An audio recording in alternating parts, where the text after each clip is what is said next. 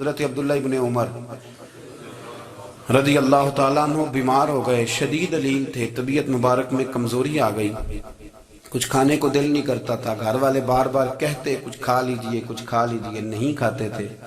بالآخر حضرت نافع آپ کے غلام تھے، ان سے کہنے لگے کہیں سے مچھلی مل جائے نا تھوڑی سی میں کھاؤں گا، تو کہتے ہیں میں سارے مدینے میں ڈھونڈتا رہا، مچھلی نہ ملی، اگلے دن بھی ڈھونڈی تو نہ ملی، تیسرے دن بھی ڈھونڈی تو نہ ملی، تو فرمانے لگے یار بس چھوٹی سی خواہش ہے، کوئی فرض نہیں ملتی تو رہنے دے۔ کہتے ہیں چوتھے دن مچھلی مل گئی، میں 1.5 دینار کی مچھلی لایا، لا کے حضرت عبداللہ ابن عمر رضی اللہ تعالیٰ عنہ کے سامنے جو مچھلی رکھی تو آپ نے لقمہ روٹی کا توڑا تھا، مچھلی کو لگانے لگے کہ دروازے پہ فقیر نے آ کے آواز دی کچھ کھانے کو دو، تو حضرت عبداللہ ابن عمر نے روک لیا اور ہنسے۔ کئی دفعہ دے ہم بھی دیتے ہیں پر ہمارا چہرہ دیکھنے والا ہوتا ہے، اتنے ہم غصے میں ہوتے ہیں دے دیتے ہیں، لیکن جو چھلوٹیں ہوتی ہیں نا چہرے والی وہ گنی نہیں جاتی۔ ہنسے، فرمایا دیکھو میرا اللہ کتنا کریم ہے، وہ مجھے بچانا چاہتا، اٹھا بار دیا جا کے۔ تو خادم اب حکم کا پابند تھا، وہ لیت اللہ تو کر نہیں سکتا تھا، وہ گیا اور جا کے دے آیا۔ فقیر جب سارے محلے سے آٹا اکٹھا کر لیتے ہیں تو پھر ایک جگہ جا کے بیچتے بھی ہیں۔ دے آیا، وہ 2 گلیاں آگے گزرا تو میں پیچھے دوڑا گیا، میں نے کہا سچ بتا کھانی ہے کہ بیچنی ہے؟ وہ کہنے لگا جو بھی سبب لگ جائے کر جاؤں گا، آپ نے دے جو دی ہے۔ تو کہتا ہے میں نے اسے کہا کہ یہ 1.5 دینار کی میں نے خریدی تھی، اگر تو 2 دینار کی مجھے بیچ دے تو آج کل مچھلی مدینے میں مل نہیں رہی، تو میں اپنے آقا کو دے دوں گا، وہ یہی کھائیں گے، بیمار ہیں۔ تو کہنے لگا جی بسم اللہ، مجھے کیا اعتراض ہے، 2 دینار مل رہے ہیں، 1.5 کی مچھلی، اور 1.5 کی بھی کسی نے نہیں خریدنی تھی، اب تو پک گئی۔ فرماتے میں نے 2 دینار اس کو تھمائے، وہ مچھلی اس سے خریدی اور خرید کر کے میں لا کے حضرت عبداللہ ابن عمر کے سامنے دوبارہ رکھی، تو فرمایا یہ کیسے آگئی؟ میں نے کہا حضور 1.5 کی خریدی تھی اور پھر فقیر کو دے دی، اب اسی سے میں 2 دینار کی خرید کے لایا ہوں، آپ قبول فرمائیں۔ تو فرمانے لگے تم نے اچھا نہیں کیا، اب اس طرح کرو 2 دینار بھی اسے دے اور مچھلی بھی واپس دے۔ عرض کی حضور کیوں؟ فرمایا تم نے قرآن نہیں پڑھا؟ حضور پڑھا ہے، فرمایا رب فرماتا ہے لن تنالوا البر حتی تنفقوا مما تحبون، تم بھلائی کو اس وقت پہنچو گے جب اپنی پیاری چیز راہ خدا میں خرچ کرو۔ امام غزالی نے لکھا ہے، فرمانے لگے دیا، تو وہ حضرت نافع کہتے ہیں میں دینے گیا، دے کے واپس آیا تو کچھ پریشان تھا کیونکہ مجھے بھی 4 دن ہو گئے تھے نا تلاش کرتے، تھوڑی طبیعت میں مایوسی تھی کہ اتنی محنت سے میں نے لایا اور آپ نے واپس کر دی۔ تو حضرت عبداللہ ابن عمر نے مجھے قریب بٹھایا، پھر مجھے تھپکی دی، فرمانے لگے پتر میں نے ویسے بھی کبھی جھوٹ نہیں بولا اور آج کل تو میں ویسے ہی بیمار ہوں، ٹائم ہی نہیں، وقت ہی نہیں، موقع ہی نہیں جھوٹ بولنے کا، میں تجھے سچ بتاؤں مجھے مچھلی کھا کے اتنا سکون نہیں ہونا تھا جتنی اللہ کے رستے میں خیرات کھا کے مجھے سکون ہوا۔ تو تجھے تو میری راحت سے غرض ہے نا کہ مجھے راحت کیسے ہوتی ہے، تو مجھے سکون ملا ہے راہ خدا میں دے، میں نفسانی خواہش پوری کر لیتا تو یہ میرا نفس کل پھر مجھ سے مچھلی مانگتا، پرسوں کہتا نہیں چھوٹے گوشت کی یخنی بھی چاہیے۔ ہم لوگ الجھ گئے ہیں، بہت بڑے قیدی ہیں اپنے آپ کے، بڑے قیدی ہیں، سارا دن اپنی خواہشات کی تکمیل میں بھاگے رہتے ہیں، بڑے بڑے سونے نوجوان، میں ان پہ تنقید نہیں کرتا، مجھے ان پہ ترس آتا ہے، جب میں رات کے اندھیروں میں انہیں ٹیلی فون لے کے چوکوں میں کھڑے دیکھتا ہوں تو مجھے رحم آتا ہے، میں کہتا ہوں دیکھو نفس کی خواہش کے پیچھے یہ کیا مثلاً آخر کیا ہے اس میں، ایک عورت کے پیچھے تباہ کر لیا اپنے آپ، یعنی زیادہ سے یہ کوئی مقصود ہے، یہ کوئی مقصد حیات ہے جس کو مقصد بنا لیا۔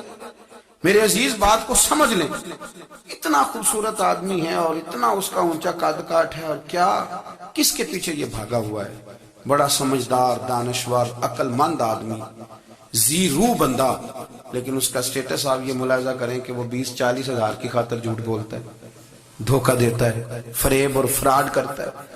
ہم اپنی نفسانی خواہشات کے پیچھے اس طرح بھاگتے ہیں کہ ہم اصل سے رہ جاتے ہیں۔ میری باتوں کی سمجھ آ رہی ہے آپ حضرات؟ تھوڑا تھوڑا کر کے ایک ایک کر کے ان کی باتیں کم مانیں۔ وہ ضروری تو نہیں نا کہ سویرے ناشتہ بازار سے اپنی مرضی کا تگڑا کیا ہے، بازار سے لا پوڑیاں چنے بہترین کھائے، اور پوڑیاں چنے ابھی کھائے نہیں، شاپر میں ڈالے ہوئے ہیں، اور وہ لے کے ابھی آ رہا ہے تو ساتھ ہی رستے سے گوشت بھی چھوٹا اچھا لگا تو 2 کلو وہ بھی لے آئے کہ پوڑیاں چنے کھاؤں گا اور دوپہر کے لیے گوشت پکاؤں گا. وہ پہلے یہ تو کھا لے صاحب, اس سے تو نجات پا لے. یہ پتہ نہیں ہضم ہوتا ہے کہ کچھ اور کرتا ہے تیرے ساتھ, لیکن وہ گوشت بھی ساتھ لے آیا. یعنی ٹیبل پہ, ناشتے کے ٹیبل پہ بیٹھ کے فیصلہ ہو رہا ہوتا ہے کہ ہم نے کیا کھانا ہے, ہم نے کدھر جانا ہے. سنگیو یاد رکھو, باتوں کو سمجھو اور غور کرو. یہ تھوڑا تھوڑا کر کے جب ہم چھٹکارا حاصل کرنے کی کوشش کریں گے نا, چھٹکارا حاصل کرنے کی, کئی جگہ سے, کسی جگہ سے اگر آپ کو تنبیہ ہوتی ہے نا, تنبیہ, اس میں بھی بڑا مزہ آتا ہے. اس میں بڑا, ہمارے ایک بزرگ تھے تو ایک دن نہ میں گیا تو کہنے لگے الحمدللہ آج میں بڑے سکون میں ہوں. میں نے کہا جی وہ کیا ہوا؟ کہنے لگے میں اپنے آپ کو بڑا پیر صاحب سمجھنے لگ گیا تھا. تو ایک وابڈا کی کسی آدمی سے کام تھا تو میرے ایک دوست نے مجھے کہا ہے کہ پیر صاحب اس کو ٹیلی فون کر دیں, سنا ہے آپ کا عقیدت مند ہے. میں نے اس بندے کو ٹیلی فون کیا تو کہتا ہے پیر صاحب میں عزت آپ کی بڑی کرتا ہوں پر یہ کام نہیں ہو سکتا. کہتے ہیں جب اس نے مجھے کہا نا تو کچھ بھی نہیں, تو مجھے بڑا مزہ آیا, ورنہ میرا تو نفس پھول گیا تھا. میں تو سمجھتا تھا کہ جو میں کہتا ہوں ویسے ہی ہو جاتا ہے. کہتے اس نے تھوڑا سا نا مجھے لیول میں کیا ہے, مجھے مزہ آیا. یہ لوگ نا اپنے اوپر بوجھ ڈالتے تھے, یہ تھوڑا تھوڑا پیچھے ہٹتے تھے, یہ سمجھتے تھے کہ اس طرح تمہاری تکمیل رہ جائے گی. صبح سے شام تک اگر اسی نفس کی باتیں مانتے جائیں گے تو خرابی کرے گا. دولت کا نشہ ہے بھائی, دولت کٹھی کرنے والا کسی جگہ سیر نہیں ہوتا. حسن کا نشہ ہے, حسن کا نشہ ہے. حضرت ابو بکر شبلی رحمت اللہ علیہ فرمایا کرتے تھے جو تیری بیٹی کو خوبصورت سمجھ کے اس کے ساتھ نکاح کرنا چاہے اسے بیٹی نہ دینا. حضرت جی کیوں؟ فرمایا حسن تو تھوڑے دن کے بعد ختم ہو جائے گا, پھر وہ اس کی قدر نہیں کرے گا, وہ تو کہیں اور منہ مارتا پھرے گا. حضرت ابو بکر شبلی رحمت اللہ تعالیٰ علیہ کی بیٹی خوبصورت تھی. ایک نوجوان کہنے لگا میرا نکاح کر دیں. آپ فرمانے لگے پتر تو 1 مہینے کے بعد آنا کر دوں گا. بڑی موٹی تازی خوبصورت صاحبزادی. تو حضرت نے اسے دوائی کھلائی, اسے پخانے لگ گئے. جو پخانہ کرتی ایک مٹکے میں سنبھال دیتے. تھوڑا وقت گزرا تو وہ ہڈیوں کا پنجر بن گئی. مہینے بھر میں دست اتنے آئے کہ کمزور ہو گئی. تو ابو بکر شبلی 1 مہینے کے بعد نوجوان کو بلایا, فرمایا ادھر آ تیرا نکاح کروں. بچی دکھائی تو وہ کمزور بستر پہ پڑی. فرمایا شادی کر. کہنے لگا اس سے نہیں میں نے کر دی. فرمایا یہ وہی ہے؟ کہنے لگا جی نہیں. فرمایا تو کہتا تھا مجھے عشق ہے, کدھر گیا تیرا عشق؟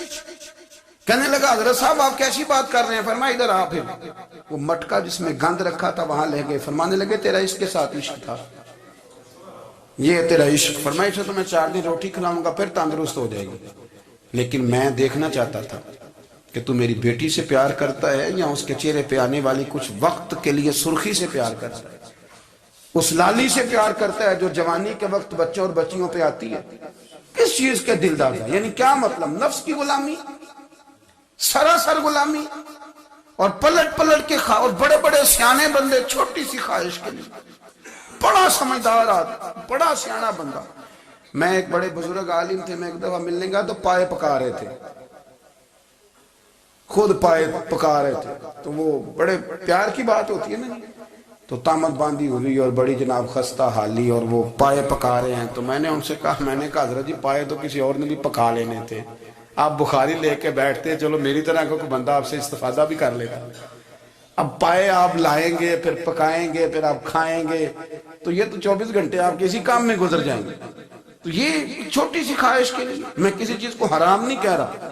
قرآن پاک کی جو آیت پڑھی ہے صرف اس کی تفسیر آپ کے سامنے عرض کر رہا ہوں. ہماری خواہشات ماں پالتی ہے, آپ کو نہیں پتا کتنے دکھ سہتی ہے. میں ان ماؤں کو جانتا ہوں جو بیٹے کے حصوں کی مار بھی اس کے ابے سے کھاتی ہیں, مار کھاتی ہیں. ایک خاتون ایک کان سے سنتا نہیں, میرے پاس ایک دفعہ آئی, کہنے لگی 60 لگ گئی سی, کوئی دعا کر دے یا کوئی وظیفہ پر, ڈاکٹر کہتے ہیں ٹھیک نہیں ہو سکتے. میں نے کہا باجی صحیح بتاؤ مسئلہ کیا ہے؟ کہنے نہیں کچھ بھی نہیں, مسئلہ کیا ہونا ہے, پتر غلط نکل آیا ہے, اس کا باپ روز مارتا ہے, میں آ بھی گئی ہوں تو اس نے ایک تھپڑ میرے کان پہ مار دیا, پردہ پھٹ گیا. مائیں مار کھاتی ہیں لیکن وہ پتر جس کو بڑی محنت سے پالا ہے وہ جوان ہوتا ہے تو اماں سے کہتا ہے تجھے چھوڑ دینا ہے, پر جس لڑکی سے میرا ٹیلی فون پہ رابطہ ہے اسے نہیں میں نے چھوڑنا, وہ نہیں چھوڑ سکتی. ہر شے کچل جاتا ہے وہ. اماں کبھی لیٹ کے رات کو سوچتی ہے کہ یہ تو میری کل کمائی تھی, میں تو آج بھی اس کے حصے کے تھپڑ اپنی گالوں پہ برداشت کر رہی ہوں، تو یہ کدھر گیا؟ اردشیر نام کا بادشاہ تھا، حضرت محدث ابن الجوزی آج سے کچھ 700 سال پہلے لکھتے ہیں۔ اردشیر بادشاہ بڑا خوبصورت تھا، جوان تھا، بڑا عقل مند تھا۔ اس نے اس طرح کی قریب قریب کی ساری ریاستوں پہ قبضہ کر لیا۔ بڑا عقل مند زیرک تھا، قبضہ ہو گیا۔ ایک بادشاہ بڑا سخت تھا، اس کے ساتھ جب پنجہ آزمائی ہوئی تو اردشیر کہتا ہے اس پہ میرا قبضہ نہیں ہو رہا تھا، اور جب ہم نے ساری ریاستوں نے مل کے اس پر حملہ کیا تو ایک قلعے کے اندر قلعہ بند ہو گیا۔ اردشیر بڑا خوبصورت آدمی تھا، بڑا سمجھدار تھا، تو وہ بادشاہ قلعہ بند ہو گیا، اس نے کہا نکلنا ہی نہیں۔ اب وہ اندر بند ہے، یک بارگی حملہ کیا تو وہ بڑا بڑا قلعہ تھا اس میں بند ہو گیا۔ اس بادشاہ کی نا جس پر حملہ کیا، اس کی بیٹی اچانک ایک دن قلعے کی دیوار پہ چڑھی تو اردشیر کے حسن و جمال کو دیکھا تو عاشق ہو گئی، اور اپنے ہی باپ کے خلاف اسے کہنے لگی کہ اگر تو میرے ساتھ شادی کا وعدہ کرے نا تو میں تجھے رستہ بتاتی ہوں حملہ کرنے کا۔ اس نے کہا میرا وعدہ رہا، تو رستہ بتا۔ اس نے رستہ بتایا اس لڑکی نے، اور بادشاہ نے حملہ کیا تو اس کا باپ قتل کیا، اس علاقے پہ قبضہ کیا شادی کے وعدے پر۔ ہاں ہاں، نفسانی خواہش بندے کو اندھا کر دیتی، نہیں سمجھ آتی اس کو میں کدھر جانا، اندھا کر دیتی۔ حملہ کیا، اور جب اس لڑکی کو لے کے آیا نا اپنے محل میں، تو پہلے دن شادی کی پہلی رات تھی، تو بستر بچھایا کنیز نے، تو وہ کبھی کروٹ ادھر بدلتی کبھی ادھر بدلتی، تو بادشاہ کہنے لگا کیا ہے؟ کہنے لگی بستر میں کچھ ہے، مجھے تکلیف دے رہی ہے۔ اس نے چراغ جلائے اور جب بستر اٹھایا تو ایک اتنا سا دھاگا نکلا۔ دھاگے سے عموماً تکلیف نہیں ہوتی، تو اس نے کہا تو اتنی نرم و نازک ہے کہ دھاگا؟ کہنے لگی میرا باپ نا میرے ساتھ اتنا پیار کرتا تھا کہ روز میرا بستر بھی خود بچھاتا تھا، اور اس نے آلہ رکھا ہوا تھا، وہ ناپتا تھا کہ کوئی پایا اونچا نیچا تو نہیں، میری بیٹی کا بھینس سوتے وقت خراب نہ ہو جائے، اور میرے لیے گوشت اور کپڑے بھی خود پسند کر کے لاتا تھا، کھانے پینے کا خود خیال کرتا تھا۔ اردشیر کہنے لگا اچھا وہ اتنا پیار کرتا تھا، اور پھر تو نے اس کے ساتھ کیا کیا؟ کہنے لگا بلاؤ کنیزوں کو۔ کنیزوں کو بلایا، فرمایا اس کو اٹھاؤ اور جلاد کے پاس لے جاؤ، اسے کہو کہ اس کے بال ایک گھوڑے کے ساتھ باندھے، پیر دوسرے گھوڑے کے ساتھ باندھے، اور ایک گھوڑا ادھر بھگا دے، کدھر بھگا دے۔ یہ جس کے باپ نے اتنا پیار کیا، یہ نفس کی اتنی غلام ہے کہ اس کی وفادار نہیں رہی تو میری وفادار کیسے بنے گی؟ اس نے اتنے نازوں سے پالا کہ دھاگا اسے برداشت نہیں۔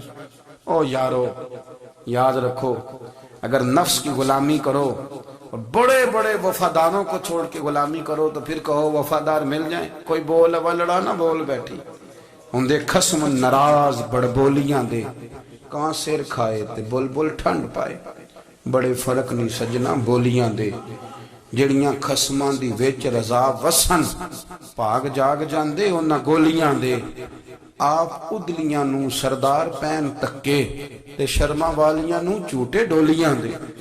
اپنے نفس کے پیچھے چلو گے تو یہ تباہی ہے۔ جب ہم نے کسی سے وفا نہیں کی تو یہ کیا امید ہوئی کہ دنیا ہم سے وفا کرے گی؟ اللہ رسول کی مرضی کے مطابق اصول پسند زندگی بنائیں، ایک ایک کر کے اپنی خواہشات سے پیچھے ہٹیں، تھوڑے پہ گزارا کرنا سیکھیں، اپنے نفس کو سمجھائیں۔ ضروری نہیں کہ روٹی ہر وقت مزے کے لیے کھائی جائے، کبھی کمر سیدھی کرنے کے لیے خشک روٹی بھی کھا کے دیکھو، کبھی سادہ کھانا اس پہ بھی اکتفا کرو، کبھی تھوڑا کھر کے اچھے طریقے سے سادے کمرے میں بھی اللہ کو یاد کر کے دیکھو۔ نفس کے پیچھے نہ بھاگیے گا، تباہی کرے گا۔ رب کریم سمجھنے کی توفیق رفیق عطا کرے۔